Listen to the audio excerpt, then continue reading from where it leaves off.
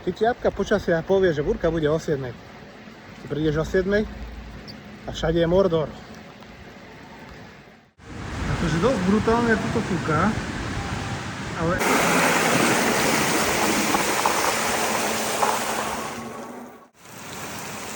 Report, bratislavský večerník. Tak toto vyzerá vo Vrapuni. Ty vole.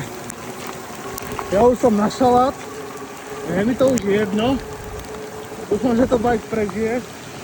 A to bude ešte dobrý masaker. Dúfam, že ma nesepáli nejaký strom. Horko, ťažko, ale prekažku sme zvládli. To bude ešte sranda. Normálne som teraz rád za príľbu so šiltom.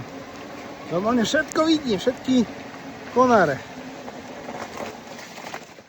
Ďalšiu prácu. Ty kokos.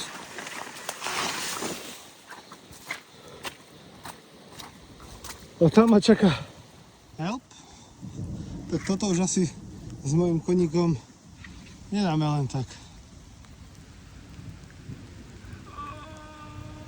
Oh my gosh. Tá výzva na redidlách musí byť. Tak toto už je dobrý masaker. Toto bude ešte nadlho vo Vrapuni. Toto už nedám, toto je nad moje sily. Budem musieť niečo iné vymyslieť. Mám tu trofej. Vôbec nie som mokrý. Vôbec nie som mokrý jak myš. Zablatený, špinavý, doudieraný, ty kokos. Hlási sa Rosnička z Bratislavy. Vôbec som nezmokol, vôbec nie som špinavý, zablatený. Trošku som zahmený.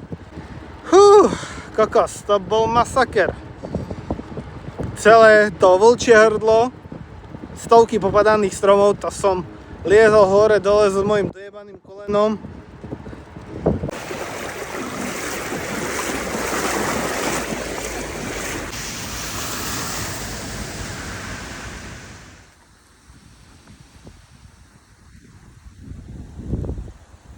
Vôbec som nezmokol, čistou súkou, nohou sme prišli s bajčikom. Jaký je fajný, že ma takto v tomto daždi podržal. Ak tento bike bude ešte fungovať zajtra, tak stojí za to 1000, pretože som sa bojil v takej vode, že nechcete ani vedieť. A jak mluví, čísličky.